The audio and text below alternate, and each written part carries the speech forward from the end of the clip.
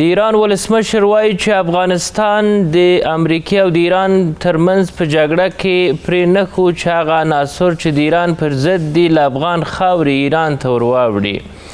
له دې وړاندې هم افغانستان داسې څه کړي چې هغه د نړیوالو قوانینو د ګاونډیتوب اصل او یا هم د انسانیت اصول مني. مثلا د ایران او د امریکې د جګړې په تړاو که ووایو چې افغانانو ټولو د ایران سره همدردي وښوده، حتی تر دې پورې چې که موږ یوه ډوډۍ خورو کوشش کوو د انسانیت و اسلامیت په خاطر له ایرانیانو سره دا ډوډۍ نیمایي کړو، تر دې پورې چې د ایران وګړي چې کله له نورو هیوادونو څخه راتلل پرته له کوم محدودیت څخه له افغانستان څخه دوی کولی سوی ایران ته ولاړ سي. دا هغه مسایل دي چې په دغه جګړه کې هیڅ هیواد جرأت د دې نه سوی کولی چې له ایران سره مرسته او یا هم هغه غږ پورته کړي چې له دوی سره د ملاتړ وي. خو افغانستان په داسې حال کې چې خپله زخمي و له 50 کلنې جګړې څخه راوتلی، بیا هم په دې باندې وتوانېد او دا یې ونه سوی زغملی چې په څنګ کې ایران له ستونزو سره مخامخ وي.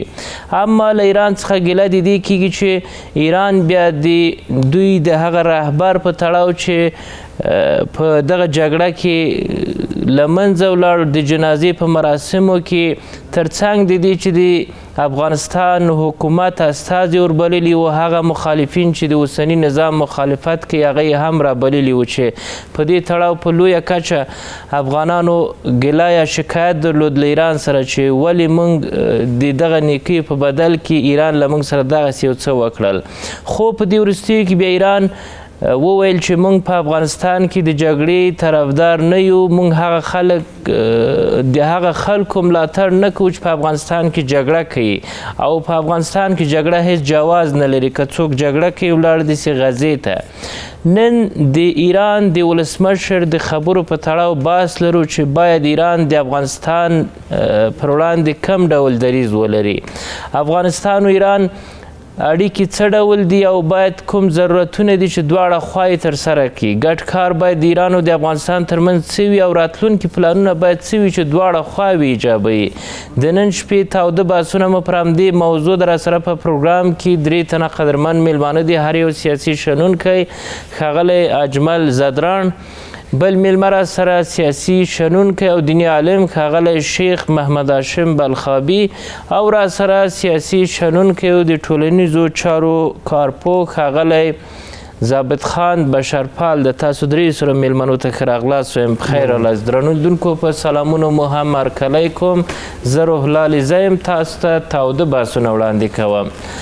بلخابی صاحب، شما در مورد حرفای رئیس جمهور ایران چی میگین؟ اونا میگن که افغانستان نگذاشت که عناصر خلاف ایران به خاک ایران از افغانستان بروند.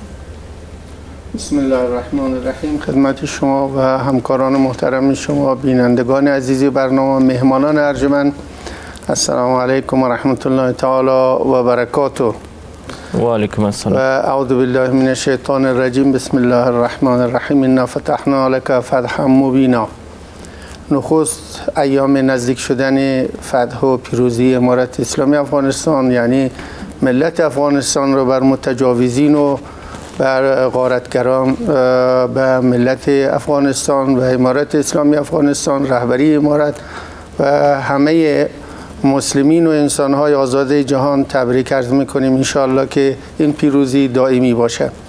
آمین. و در رابطه با سوال جناب عالی باید عرض شه که ملت افغانستان به حقیقت بارها و بارها صداقت و مردانگی و شجاعت خود را به همسایه ها و بلکه به جهان ثابت کرده و بارها کشور افغانستان و ملت افغانستان با تکیه به اعتقادات و ایمان و غیرت و فرهنگ و عنعنات که از گذشته طولانی تاریخ داشته مدافع بشریت و مدافع همسایه ها بوده. خصوصا در زمان شوروی ما شما به یاد داریم که تا حال واضح شده، او زمان هم واضح بود که هدف شوروی استقرار در افغانستان نبود و هدف شوروی رسیدن به آبهای گرم بود که شامل ایران اون زمان و پاکستان اون زمان خصوصا میشد ولی وقتی که شوروی به افغانستان وارد شد امتیازات بی حد و بی شماری برای مردم افغانستان قائل شد. امتیازات اقتصادی، امتیازات سیاسی و بسیاری از امکانات وافر و بلاعوض به ملت افغانستان او وقتها قائل شد. اما ملت افغانستان بدون اعتنا به همه امتیازات و امکانات به خاطر عقیده و به خاطر دفاع از خود و دین خود و کشورهای اسلامی ایستادگی کرد و در روز زمان هم در مقابل ابرقدرت شوروی هیچ کشوری حاضر به مقاومت نبود.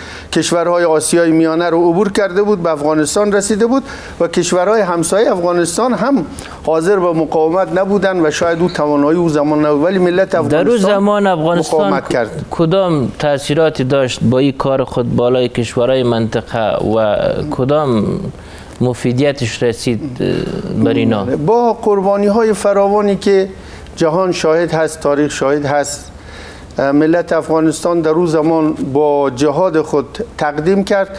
سد راه عبور شوروی در روز زمان به سمت کشورهای همسایه شد و در واقع باعث و بانی و علت و دلیل خاتمه جنگ سرد در جهان شد. اگر افغانستان این مبارزه را نمی‌کرد امروز وضعیت پاکستان چگونه می بود؟ اگر افغانستان این مبارزه را انجام نمیداد جهان غرب هم شاید که امروز به این حد نمی رسید از لحاظ سلطه و از لحاظ قدرت، چرا که جنگ سرد پایان یافت با جهاد مردم افغانستان و یقینا پاکستان اشغال می شد و پاکستان اون قدرت و توان و شجاعت و شهامت ملت افغانستان را نداشت. حکومتش خصوصا و نه حکومتش فعلا داره، همیشه راه عبور و مرور و مستعمره بوده، بنابراین راه عبورش به پاکستان بود و یقینا زیانهای زیادی، چون در ایران همون زمان تازه انقلاب شده بود، امکانات بسیار ضعیف بود، امکانات دفاعی وجود نداشت و تنها یک وحدت ملی بود و دیگه هیچ امکانات امتیازاتی که امروز وجود داره نبود و یقینا برای ایران همون زمان مجاهدین خلق بود و حزب توده به نام بود و حزب کموله بود، احزاب مخالف مارکسیستی در ایران او زمان هم بسیار قدرتمند بودند. بنابراین وقتی که شوروی به دروازه های پاکستان و ایران می رسید یقینا که اونها هم در امان نبودند. پاسداری که امروز از کارکرد افغانستان باید ایران بکنه در جنگ ایران و امریکا چی باید باشه؟ بله، یقینا تجاوز آمریکا باز هم مجدداً بعد از شوروی که به افغانستان صورت گرفته، ما شما ایره به یاد میاریم به همین ایام نزدیک بوده، باز هم دقیقا مثل شوروی و بارها خود آمریکایی‌ها اعلام کردن، جهان غرب اعلام کرده، کارشناسا اعلام کردن و واقعیت هم این هست که باز هم هدف تنها افغانستان نبوده، از افغانستان به عنوان یک پایگاه. مثلا ایران رئیس جمهورش اعتراف میکنه که افغانا بود که نگذاشتن عناصر ضد ایران به خاک ایران بره. امروز باید توقع چی بود از ایران که باید در مقابل افغانستان میکرد؟ بله، شکست آمریکایی‌ها در افغانستان مقدمه شکست آمریکایی‌ها در ایران هست. اگر که آمریکایی‌ها را ملت افغانستان شکست نمیداد امروزه بعید بود که در ایران هم شکست بخوره، چرا که مرز گسترده و فرهنگ مشترک و ترددهای بی حد و بی حساب در بین دو ملت، اگر مرزهای ما چه در زمان اشغال و چه فعلا در اختیار آمریکا قرار می گرفت و امارت اسلامی افغانستان شدیداً حمایتش را از جهاد و مبارزه ملت ایران اعلام نمی کرد و به هر نحوی علنی یا مخفی، مثل که پاکستان مخفیانه پایگاه داده، راه به اونها داده و همکاری های استخباراتی کرده، امارت اسلامی افغانستان اگر یک چنین کارهایی را می کرد یقینا قربانی های ملت ایران و دولت ایران بسیار بسیار بیشتر می شد و در پیروزی هم شک و تردید بود. بشرپال صاحب، یوازې اعتراف کفایت کوي چې د ایران ولسمشر باید د افغانستان په تړاو په هغه ښېګڼو باندې وکړي که نه توقع دغسې نور مسایل و چې په تیرو 5 کلو کې باید دوی دا درک کړی وای چې افغانانو همیشه په سخته کې له هر چا سره ښه کړي، هغه اصول مراعات کړي چې هغه په نړیوالو قوانینو د ګاونډیتوب په اصل کې راځي؟ د لوی او بخښونکي خدای جل علا شأنه په پاک او سپېڅلي نامه عریضې سره تاسې ته او ستاسې تخنیکي همکارانو ته د ننني بحث درنو مېلمنو ته بدخابي صاحب ته زدران صاحب ته په لوی او تاریخي افغانستان او بهر کې میشتو افغانانو خویندو ورونو ته السلام علیکم ورحمت الله وبرکاته. وعلیکم السلام.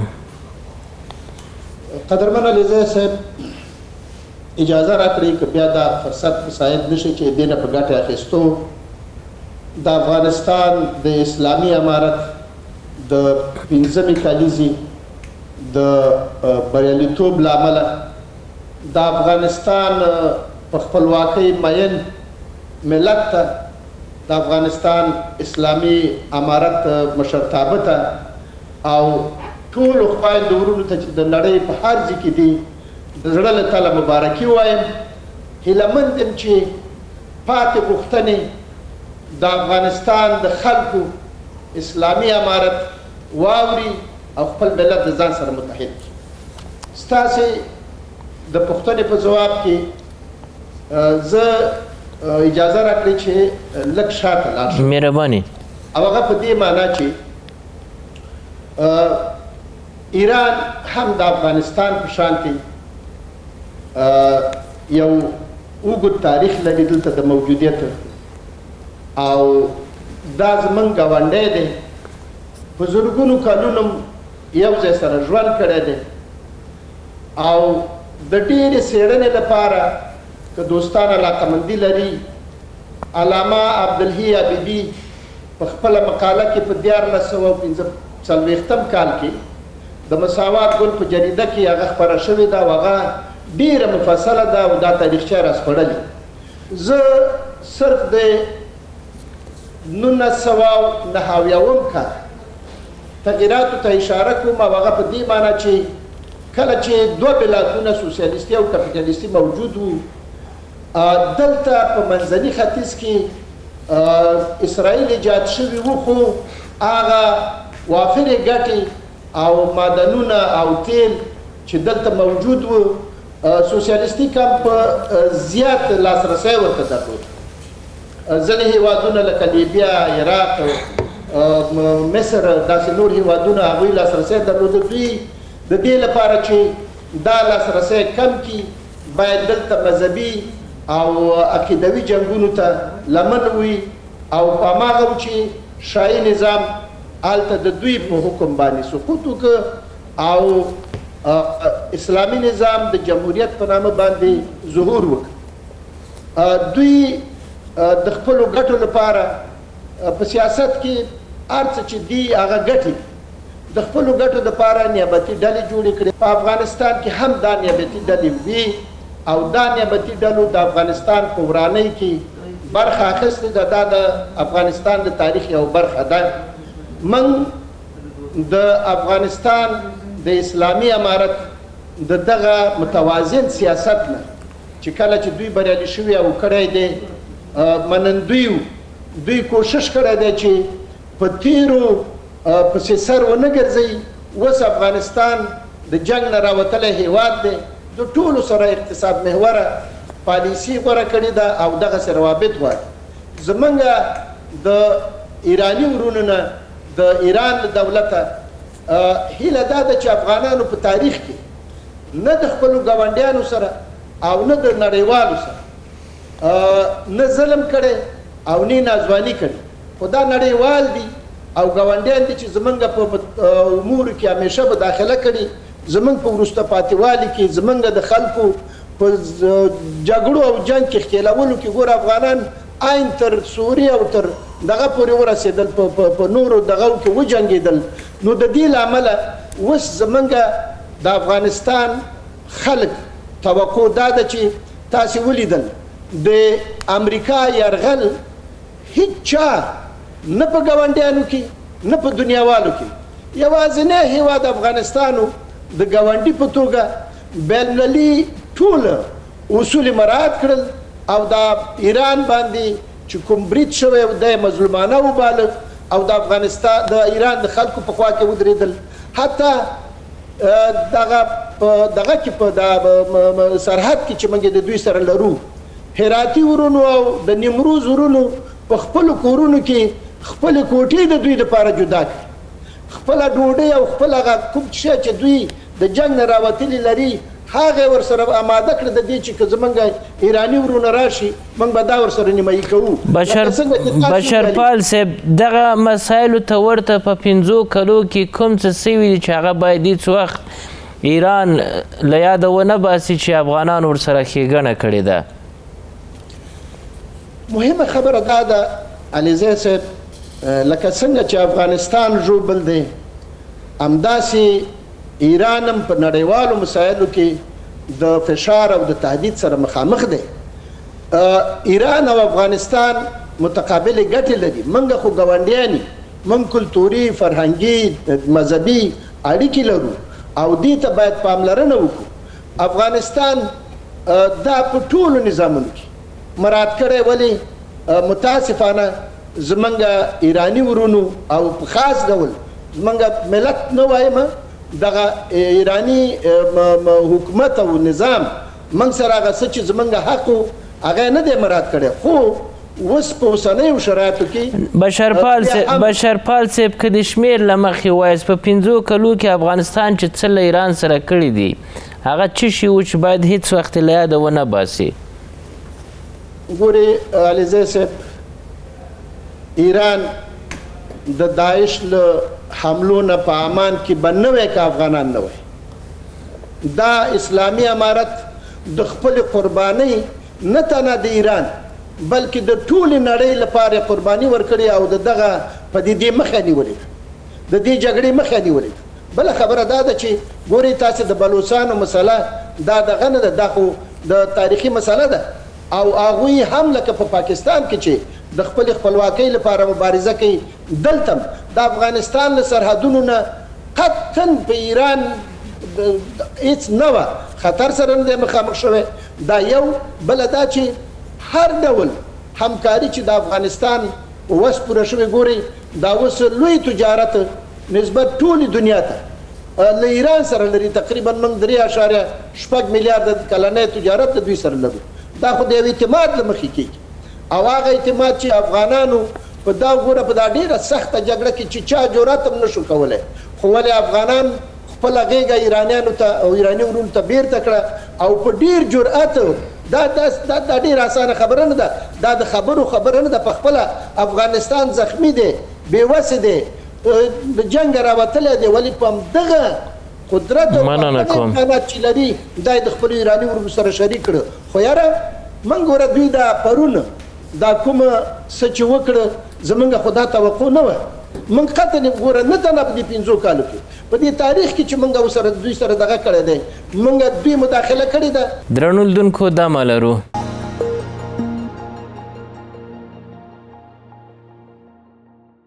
بیا هم بخیر راغلاست. زادران صاحب تاسو ته ښه راغلاست وایم. بخیر راغلاست افغانستان ته. مننه.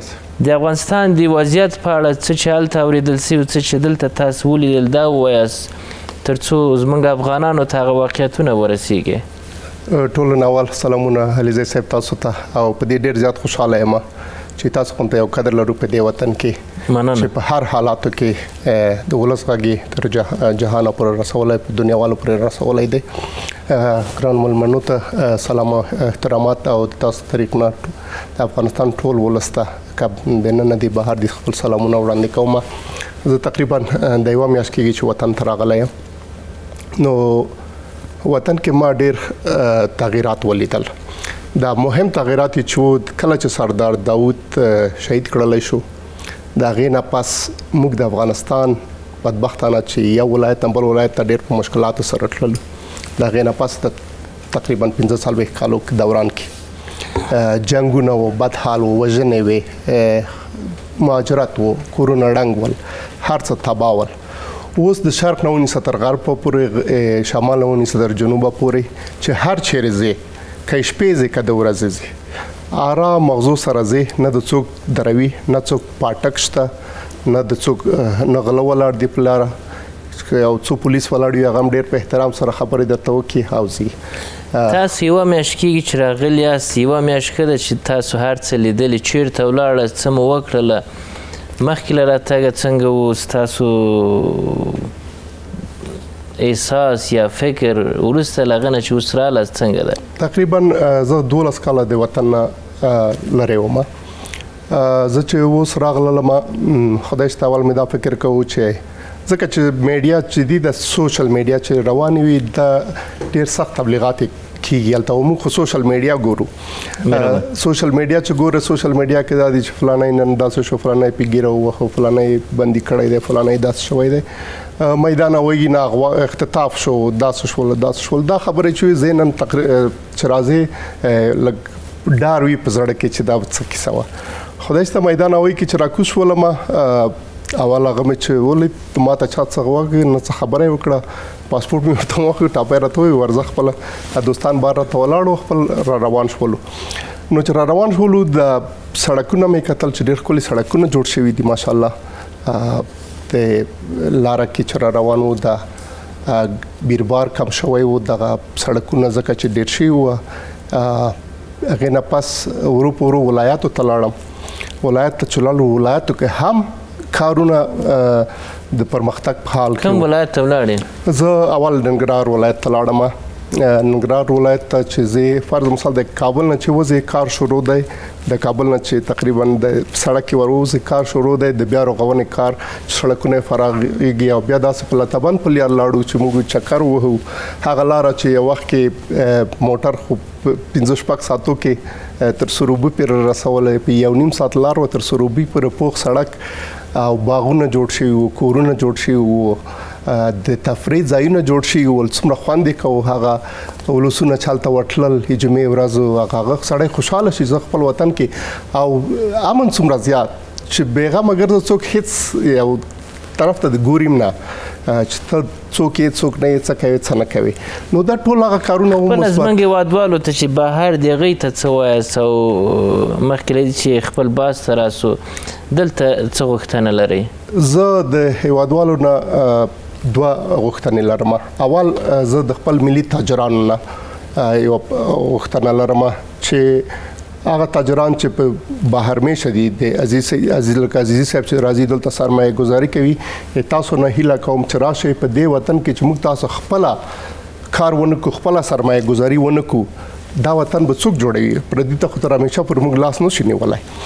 او بل هغه ولس چې په زړه کې ډار د خوف دا چې فرض مثال کا موږ ته څه ونه شي. زه نه مخکنی دولت کې وم نه به څه وظیفه لرله، اما د یو افغان په صفت چې ډېر ملګري لرم هغه ټول مې دلته ولیدل چې آزاد ګرځي. تاسو هم راشئ، خپل وطن هم دی، خپل کورو ته راشئ، خپل خپلوان ووینئ، وطن پرمختګ ووینئ. ان شاء الله دا خو زه ګارانټي درکوم چې هیڅ خبره نشته. څوک چې جګړه غواړي هغوی ته څه وایاست؟ جګړهمالو ته زه دغه لرم چې تاسو همیشه لاسپوسی وای د خارجيانو د موږ د دښمنانو. دا وطن نور د جګړې تاوان نه لري، دینه شاتګ وکي که شاتګ نه کوي لکه د نور نسلونو چې ناس تباہ برباد ول، تاسو هم همداس تباہ برباد شي. د ایران او د افغانستان د اړیکو په اړه څه وایاست تاسو؟ ښه سوال مو کو. د علیزی صاحب زه یو خبره تاسو ته وکم.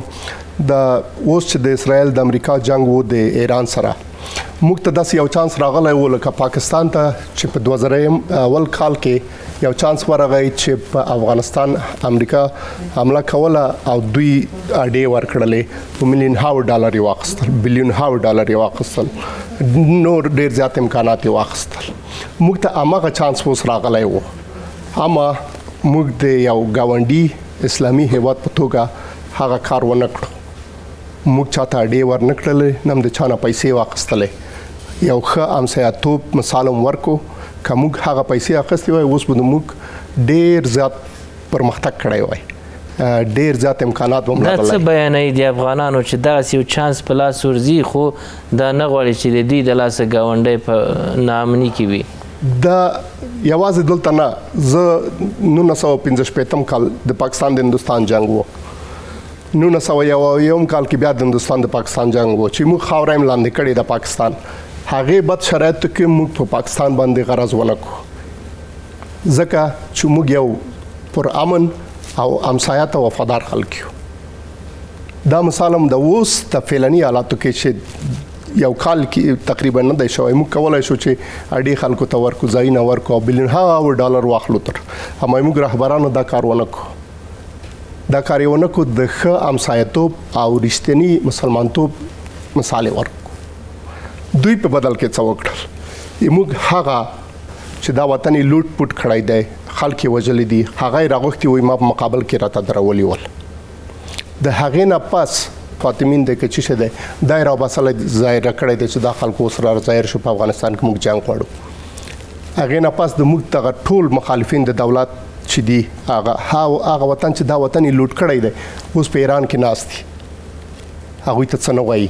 دغه ټول باید لکه څنګه چې هغه یو متل دی چې ټکې په یو لاس نه کېږي په دوه لاسو کېږي.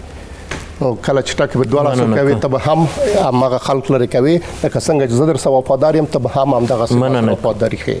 شیخ صاحب، روابط ایران و افغانستان فعلا ضرورتی که هر دو به یکدیگر دارند چی است که او در گذشته نبوده و امروز ضرورتش بیشتر است؟ یک واقعیتی رونما شده در جهان، او به غیرت و همت و شجاعت مردم افغانستان و ایستادگی و پایمردی دولت و ملت ایران بر علیه متجاوزین که بر رأس اونها آمریکا هست و مشترکات فراوانی بین دو کشور وجود داره، هم مشترکات تاریخی، فرهنگی، دینی، مذهبی، منافع اقتصادی و منافع اقتصادی جمهوری اسلامی ایران در رابطه با افغانستان بیش از منافع افغانستان هست و کمتر نیست. و در این شرایط سخت ما شما دیدیم که همونطوری که شما اشاره فرمودین و مهمان محترم اشاره فرمودن، کمتر کسی قدرت و شجاعت و مردانگی به خرج داد و طرفداری از مظلوم کرد و امارت اسلامی افغانستان تجاوز آمریکا را محکوم کرد و راه و ادا و جایگاه و همکاری استخباراتی و هیچ گونه همکاری با متجاوزین انجام نداد. و حتی ما شما دیدیم که در داخل افغانستان و در داخل ایران مهاجرین افغانستان از همه اقوام و همه مذاهب اعلام آمادگی کردند در برابر آمریکا و آماده شدند برای حمایت نظامی از جمهوری اسلامی و ده ها مورد دیگه اقدامات مثبت ملت افغانستان و امارت اسلامی افغانستان و خصوصا رفت آمدهای سطح بالای دیپلماتیک امارت اسلامی افغانستان در این وضعیت بحرانی به ایران، همه اینها قدم های مثبت امارت اسلامی افغانستان بود. و حال قربانی را که افغانستان طی 5 سال یاد این مسئله که با امریکا به وجود آمد انجام داد، قیمت از این چقدر است که باید ایران بپردازه؟ از لحاظ اعتقادی و معنوی حقیقتاً برای یک چنین اقداماتی و برای یک چنین شجاعتی و برای یک چنین نظر مثبت به یک همسایه و پابندی به اصول همسایگی و انسانی و مسلمانی، این از لحاظ معنوی به نظر ما قابل جبران نیست. الله تعالی قیمت اون را ادا بکنه برای ملت افغانستان و امارت اسلامی افغانستان در برابر یک همسایه مسلمان و در مقابل یک متجاوز مثل آمریکا. اما از لحاظ اقتصادی، از لحاظ سیاسی، از لحاظ نظامی امید بر این هست که دولت جمهوری اسلامی ایران که این مسائل را خوب تجزیه و تحلیل کرده و تعقیب کرده و اخیراً هم ما شما دیدیم معاون محترم سفیر جمهوری اسلامی افغانستان ایران اعلام کرد که در افغانستان مقاومت وجود نداره و جواز اقدام علیه امارت اسلامی افغانستان شرعی نیست. شرعاً کسی نمیتونه علیه امارت اسلامی افغانستان و این را بیان کرد. در واقع یک قدم مثبت بود و اونا گفتن که مقاومت تنها گفتار کفایت میکنه یا در عمل هم باید ثابت شود؟ و اونا گفتن که مقاومت مثلا در فلسطین هست و در جاهای دیگه که در مقابل یهود و نصارا مسلمان ها قرار گرفتن و در افغانستان نه جواز داره و نه مقاومت وجود داره و نه ما از کسی حمایت میکنیم. و این بیان مقدمه انشالله تعالی یک چنین عملی هم باشه. کسانی که در ایران هستن از مهاجرین افغانستان، اونایی که به عنوان مهاجرن و اونایی که به عنوان زحمتکش و کارگر و متخصصن و اونها یک محاسبه هست و کسانی که به عنوان اپوزیسیون و مخالفین امارت اسلامی افغانستان در ایران دفاتری دارن، فعالیتایی دارن، بنابر شنیده ها گویا کدام امتیازات اونجا جمهوری اسلامی قائل باشه و اونها امید بری هست که اول این اشخاص را نصیحت بکنه مقامات جمهوری اسلامی ایران که از مخالفت چه در فضای مجازی و چه اگر توانشون برسه در فضای حقیقی اونا دست نگه دارن و همونطوری که معاون سفیر جمهوری اسلامی ایران گفتن جواز نداره در عمل هم اونها را منع بکنن چون که اونها در سرزمین ایران زندگی میکنن. کسایی که دامن میزنن در افغانستان جنگ و یا هم مردم به جنگ تشویق میکنن چقدر ریشهشان در ایران وجود داره؟ در واقع کسایی که در جمهوری اسلامی ایران با عنوان مخالفین سیاسی یا فراری های حکومت زمان جمهوریت اشغال به سر میبرن طبعا دارای امکانات فضای مجازی و تبلیغات روانی گسترده تر هستند چرا که اونا یک سرمایه های کلانی را از ملت افغانستان غارت کردن و اونجا هم کدام مصروفیتی ندارن. گروه های مختلف و رسانه های مختلف را به اصطلاح به وجود آوردن و جنگ روانی را با ملت افغانستان شروع کردن و این بخش برای دولت جمهوری اسلامی ایران آشکار هست. امید هست که همونطوری که بر علیه مخالفین رسانه‌ای خود دولت جمهوری اسلامی برخورد میشه با این مخالفین هم در فضای مجازی برخورد شه و در فضای واقعی اونا کدام توانایی ندارن و کدام امکاناتی ندارن. امید هست که جمهوری اسلامی ایران هم همونطوری که بیان کردن معاون محترم سفیر به اینها این اجازه و این فرصت رو ندن. اگر اونها این فرصت و اجازه فعالیت رو ندن یقینا مخالفین هیچ گونه توانایی فیزیکی ندارن و توانایی تبلیغاتی و جنگ روانی و جنگ رسانه‌ای رو هم اگر جمهوری اسلامی از اونها بگیره بنابراین این حسن همجواری و حسن برادری و اعتماد متقابل حاصل میشه. یک طرف ایران میگه که جواز نداره جنگ و ما طرفدار از این نیستیم و بعداً باز به نام فاطمیون یک گروه برخلاف افغانستان و نظام افغانستان مردم به جنگ تشویق میکنن. این چی رو وانمود میسازه؟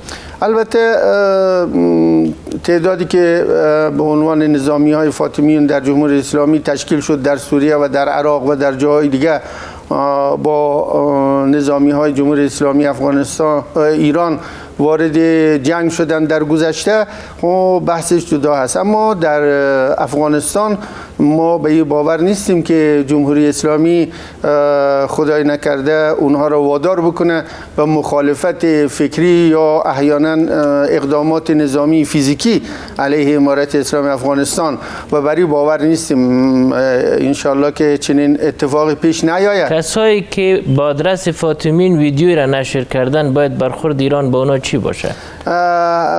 همونطوری که اشاره شد در جنگ روانی و جنگ رسانه‌ای و با وجود صنایع پیشرفته به اصطلاح امروزی رسانه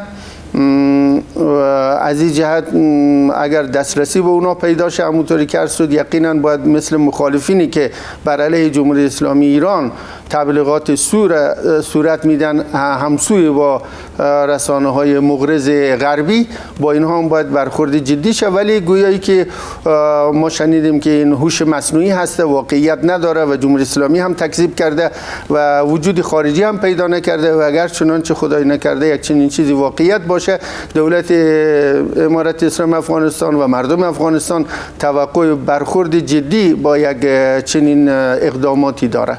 تشکر. درنو لیدونکو دا مالرو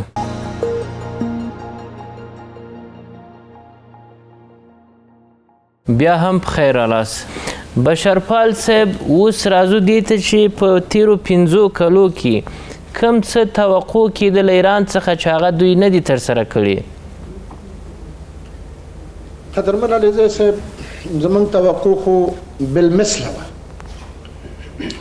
لکه څنګه چې زدران صاحب اشاره ورته وکړه موږ ته نه تنه د دې ګاونډي بلکې د نورو ګر چې پاکستان زمونږ ګاونډی نه دی خو راته ګاونډی شوی دی په تاریخي لحاظ باندې څو وارې موږ ته داسې موقع مساعده شوې ده چې موږ د دې نه ګټه واخلو یا خپله ځمکه ترلاسه کړو او یا نورې ګټې ترلاسه کړو. خو موږ دا کار د څو لحاظه نه دی کړی. هغه دا چې افغانان باغروره خلک دي، افغانان نامرد خلک نه دي، د شا لخوا ګزار نه کوي، که دښمني کوي هم مخامخې کوي او که دوستي کوي هم مخامخې کوي.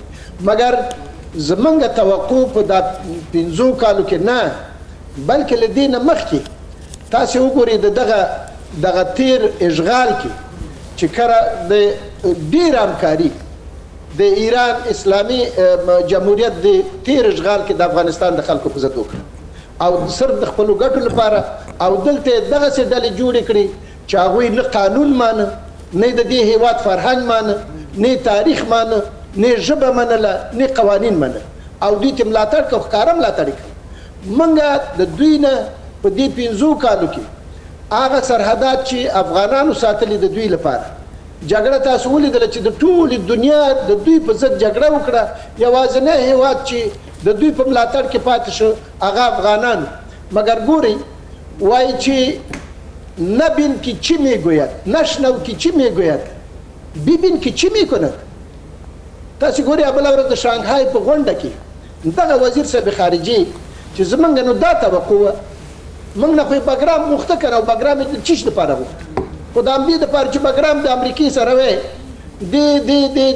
دغه دومره مقاومت کولی شو ایران، او چې دا سرحدات ورته خلاص وی دوی دومره مقاومت کولی شو. د دې دومره لوی ښېګڼې په مقابل کې د شانګهای په غونډه کې وایي چې موږ هلته د ټول شموله حکومت غواړو. موږ د ده پوښتنه کوو چې تاسې په خپل هیواد کې تاسې ماته یو وزیر راوښایي چې هغه سني وي، نو کله چې ته په خپله یو شی نه کوې، او بل دا چې اخلاقا ته ولې د دې حق ورکوې چې ځان ته چې ماته توصیه کوې، په تاریخي لحاظ، په سیاسي لحاظ، د میړنتوب په لحاظ، د ګاونډیتوب د ښو اخلاقو او د ښې رویې په حساب ته ولې ځان ته دا حق ورکوې. ګورئ دلته د اسلامي امارت دا هیئت وغوښته، موږ د دغې ښېګڼې وروسته په ډېر احترام ورغلو او د دوی د مړي او د دوی د رهبر احترام ته ورغلو، مګر دوی غله راوستل او د هغې سره برابر ودرول او برابر پروتوکول یې ورکړ. دا څه معنی لري؟ موږ د دې نه توقع دا وه چې موږ یوازینی هیواد و چې د دغومره لویه برقدرت په مقابل کې په تش لاس ستاسو نه د خپل سر په قیمت دفاع وکړه. اما ته راځې نن زما سره په عمل کې داسې کې، یا د مثال په توګه موږ په دې باندې خوشحاله یو چې زموږ 5 میلیونه مهاجر هلته ژوند کوي، خو افغانان هیڅ وخت کې د چا لاس ته نه کښېني، د خپل لاس له تڼاکو ډوډۍ خوري، او د دوی په فابریکو، د دوی په صنعت، د دوی په تجارت او د دوی په تولید کې خاصه برخه لري. موږ د دوی نه بیا مننه کوو، ولې بیا هم دا د دغه په سرحداتو کې چې پاکستان ځای کړي دا خلک د کوم ځای نه تللي.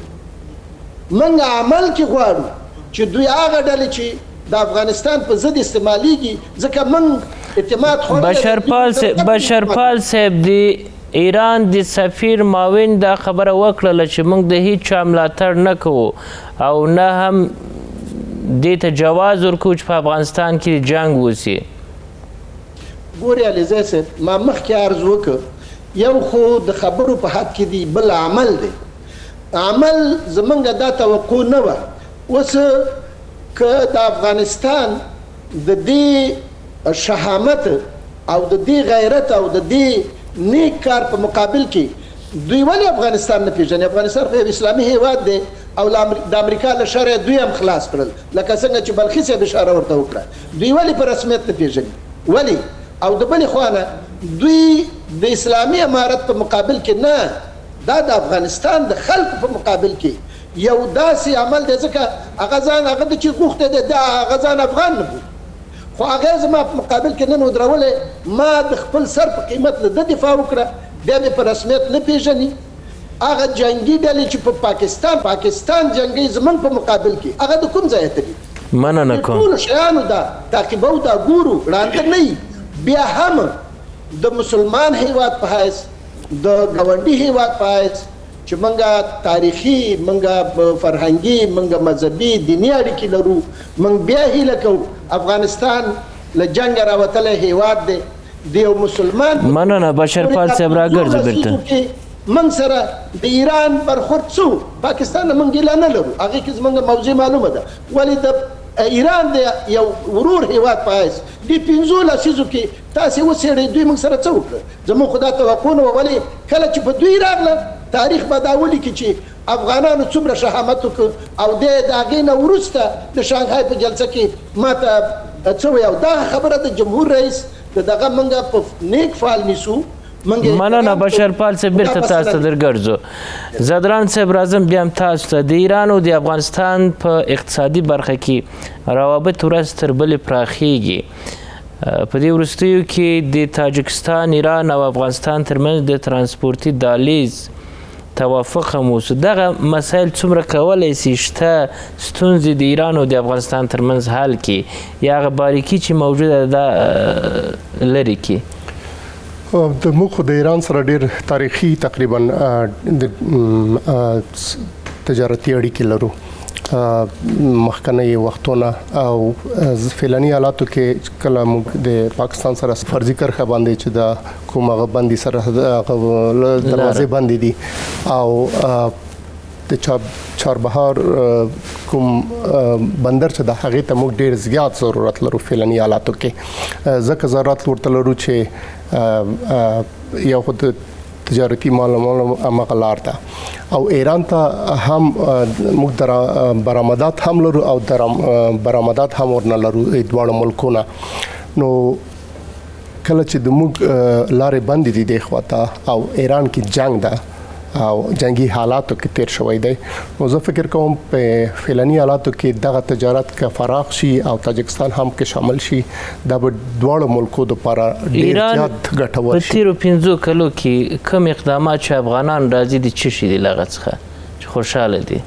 د تیر 15 کلو کې ایران د موږ سره ډېره ښه نه ده کړې کوم چې د باید موږ سره کړې وای مثلا اول خدا وشو چې د موږ ټول مهاجرین په ډېر سختۍ کې بیرته راولېږل یا ډېر ظلمونه ورسره وشول کله چې دوی پوهېدم چې دلته هم حالات کړکېچن دي اقتصاد خراب دی په همدې حالاتو کې هغه مهاجر بیرته راولېږل په موږ په وطن باندې اسم ډېر فشار و اقتصادي فشارونه هغه فشارونه نور هم را باندې زیات کړل دې وخت کې دوی ته پکار و چې موږ لاس ونیسي قوانین څه دي د کډوالو په تړاو که اوس راسو ایران وایي چې موږ خپل وضعیت خراب د نیسو ساتلی باید ولاړ سي دلته افغانستان هم په داسې حال کې چې ځان جوړوي مهاجرین دوی راولېږل دوی هغه وخت کې چې دوی کله دا فیصله وکړله چې مهاجرین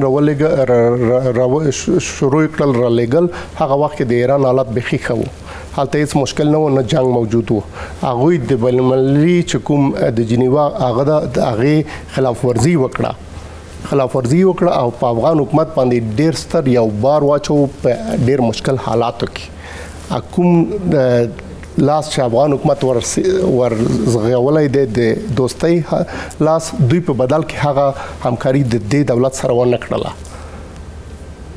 په مشکل حالاتو کې مثلا کډوالو سره ستونزمن مسایل څه و چې ایران وکړله ستونزمن دا اول خو په زور راولېږل کارونه یې تر واخیستل کاروبارونه یې وباسل کاروبارونه یې تر ضبط کړل ډېر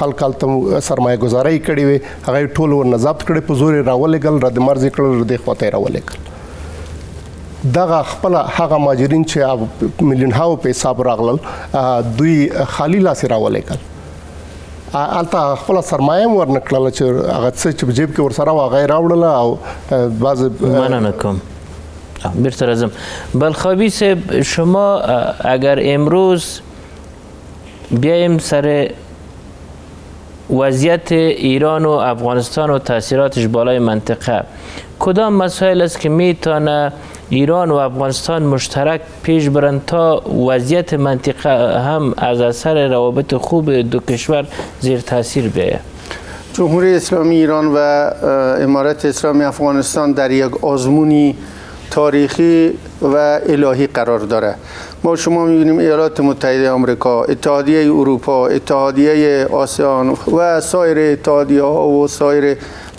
اجتماعات بین المللی را ما شما شاهد هستیم کدام کشورها و کدام ایالتها با هم نزدیک میشن که مشترکات مختلفی در بین باشه و مشترکاتی که جمهوری اسلامی ایران داره و امارت اسلامی افغانستان داره بسیار بسیار مشترکات بیشمار هست، هم تاریخی هم اقتصادی و هم سیاسی، خصوصا عقیدتی. هر دو کشور برای کوششن که شریعت اسلامی نافذ باشه و با تفاوت فقهی که فقه جعفری باشه یا فقه حنفی، این تفاوت یک تفاوت جزئی هست و تفاوت فتوای علما هست از دو طرف و قابل حل هست و در هر دو کشور پیروان هر دو مذهب وجود داره و در هر دو کشور پیروان هر دو مذهب برادرانه زندگی میکنن. برادران اهل سنت و اهل تشیع در جمهوری اسلامی ایران هیچگاه بینشون جنگ سنی و شیعه ما شما سراغ نداریم. در افغانستان ما شما الحمدلله جنگ مذهبی نداشته ایم. حتی در زمان جنگ گروه ها در بین خود در سال 71 و بعد از او که جنگ های داخلی احزاب بوده، خوشبختانه جنگ مذهبی وجود نداشته. بنابراین این دو کشور مشترکات بیشمار، خصوصا مشترکات اعتقادی که وجود داره، میتونن به عنوان یک هسته در این برهه بسیار بسیار تاریخی یک هسته ای را برای اتحاد اسلامی تشکیل بدن و متحد واقعی باشن، نه متحد شعاری. شما در مورد تبلیغات اجتماعی گفتین که اونا مخالفین در ایران هستن، از اونجا تبلیغات میکنن. در این عرصه باید از ایران چی توقع میکنین تا این تبلیغات هم فلج شود؟ اگر چنانچه اتحاد واقعی بین دو دولت صورت بگیره و ملت ها با هم مشکلی ندارن و امارت اسلامی افغانستان هم سیاستش آشکار هست در سخت‌ترین شرایط در کنار دولت جمهوری اسلامی بوده، چنانچه که رئیس جمهور محترم ایران گفتن و معاون سفیر گفتن اعترافی بری بود که از امارت اسلامی افغانستان رضایت دارن. بنابراین اگر اینا همین بنابر همین مشترکات به این توافقات ادامه بدن، یقینا که یکی از وظایف همین است که چی از لحاظ فیزیکی و ظاهری و چی از لحاظ تبلیغات روانی و رسانه‌ای در مقابل مخالفین یکدیگر ایستادگی بکنن و به اصطلاح تبادل معلومات استخباراتی باشه و کسانی که در ایران علیه امارت اسلامی افغانستان اقدامات فیزیکی یا فکری یا تبلیغاتی و رسانه‌ای دارن، اونا جلوگیری بکنن و در امارت اسلامی افغانستان ما سراغ نداریم که کسی علیه جمهوری اسلامی اقدامی کرده باشه، چی فیزیکی و فکری و یا احیانا تبلیغاتی و رسانه‌ای، و از جمهوری اسلامی هم توقع هست. بشرپال صاحب څو ثانیو کې راته ووایاست په روسیه کې چې څوک د افغانستان پر ضد خبره کوي یا د افغانستان د نظام هغه اعلان سوی چې د روسیې پر ضد خبره ده او اقدام هم وسو په دې برخه کې چې چا دغسې څه لیکلي وو جریمه سو. ایران چې اسلامي ملک د ایران څخه څومره دې توقع کېږي چې پرې نږدې په افغانستان کې څوک جګړې، بحران او یا هم ګډوډي ته لمن وهي؟ بله علیزه صاحب، منګه له ایران سره کومې تاریخي، فرهنګي، مذهبي، دینی، کلتوري او د ورورۍ کومې اړیکې چې لرو هغه خو د روسانو سره نه لرو، مګر ګورئ تاسې هغوی په عمل کې دا وښوده چې موږ د افغانستان د خلکو سره، د افغانستان د نظام سره موږ دوستي کوو. کله چې په رسمیت وپېژندل هغوی عملا لاس په کار شو او هیڅ چاته اجازه ورنکړه. تاسې به نه یې لیدلي بعد د هغې نه مننه کوم دا تښتېدلي چې دي هغوی څوک نه دي میلمانه کړي. ولې د ایران هم توقع دا ده چې کوم څه چې افغانانو ورسره وکړه، کوم څه چې افغانان توقع لري، هغه دا ده چې علاوه د دې نه چې باید مداخله ونه کړي د خپلو هغه نیابتي ډلو له لارې، بلکې کوشش وکړي چې د یو ورور هېواد په حیث باندې موږ سره مرسته وکړي او موږ له لاس راکړي چې زموږ دا وران شوی وطن زموږ په ګډه سره جوړ کړو. زموږ دا توقع ده. مننه کوم. تاسو له هېوادوالو څه غواړئ چې د ثبات دپاره باید څه وکړي؟ دلته د افغانستان کې چې کوم ولس پروت ده د هغې نه یو خاص پیغام دا ورته لرم چې د قانون مراعات وکړي. کله چې قانون مراعات وکړي هر څه جوړیږي. ما ولیدل چې حکومت خپل کار کوي لګیا دي، خو ولس ډیر زیات چې د قانون مراعات نه کوي. نو دا مې مثلاً هیله څنګه لرم مراعات نه کوي؟ دا هیله لرم چې موږ په هر شي کې بې حوصلې یو، ولس ډېر زیات بې حوصلې ده په هر کار کې، شمول د زما بې حوصلګي کوو، باید حوصله ولرو هر کار کې، ځکه چې 15 کاله تر اوسه تیر شوي دي د اسلامي امارات. وخت ورکوي تر څو د دنیا توجه را جذب کړي، خپل مشکلات چې داخلي دي هغې باندې هر څوک باید هر افغان خپل ځان مسؤل وبولي د افغانستان په آبادي کې. هر سړی مسؤل دی، ځکه چې دا ما کور تا کور نه دی، دا ټول افغانانو کور دی. هر څوک باید خپل برخه کې کار وکړي چې تر څو دا وطن آباد شي. مننه کوم زدران صاحب، بلخابي صاحب، بشرپال صاحب او درنو لیدونکو، تاوده بحثونه پر همدې ځای پای ته رسیږي. د خدای په امان. له لیدلو مو مننه.